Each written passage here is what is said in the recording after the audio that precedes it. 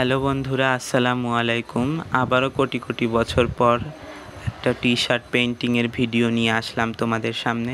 প্রথমত আমরা টি শার্টে যেইটি পেইন্টিং করব ওইটা ভালোভাবে আগে পেন দিয়ে ড্র করে নিয়েছি। এরপর আমরা যেহেতু পদ্ম ফুলটা আমরা হোয়াইট কালারের ভিতরে করব, তাই প্রথমত আমি পুরা ফুলটাকে আমি হোয়াইট কালার করে নিয়েছি, সাইডে ছোট ফুল এবং কলি সহ করে নেব। এরপর আমরা নিচের পানিটা দেওয়ার জন্য আকাশি কালার এবং হোয়াইট কালার ব্লেন্ডিং করে সুন্দর রিয়েলিস্টিক পানির মতো করে নেব।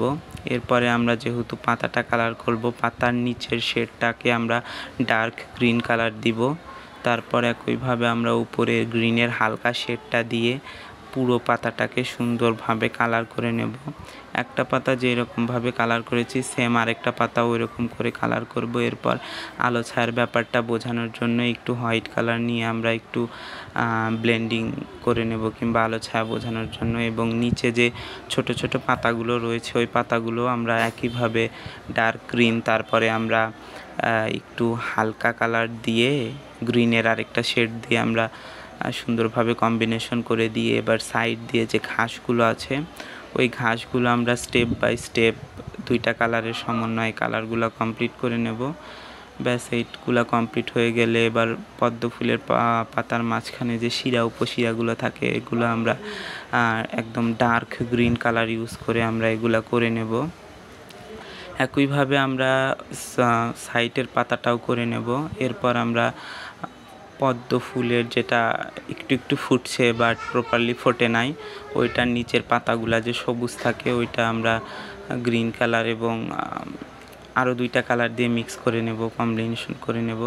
এরপর আমরা পদ্ম ফুলের মাঝখানে যে রেণুর বিষয়টা থাকে ওইটা আমরা ইয়েলো কালার এবং গ্রিন কালার একসাথে মিক্স করে একটা শেড করে নেব। এরপর মূলত আমরা পদ্ম ফুলের পাপড়িতে আসব। এখানে গোলাপি কালারের একটু ডার্ক শেড ব্যবহার করা হয়েছে। এবার স্টেপ বাই স্টেপ প্রত্যেকটা পাপড়ি লাইনার করে নেব এবং রিয়েলিস্টিকের মতো সুন্দরভাবে এরকমভাবে পুরো পদ্মটাই করে নেব। আসলে এত দেখানো সম্ভব নয়, তাই আমি করে ফেলেছি, করার পর দেখাচ্ছি, তোমরা দেখলে নিশ্চয়ই বুঝতে পারবে।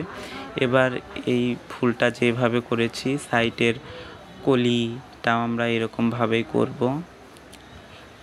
কলিটা করা শেষ হয়ে গেলে আমরা সাইডের ফুলটাও ঠিক একইভাবে করব।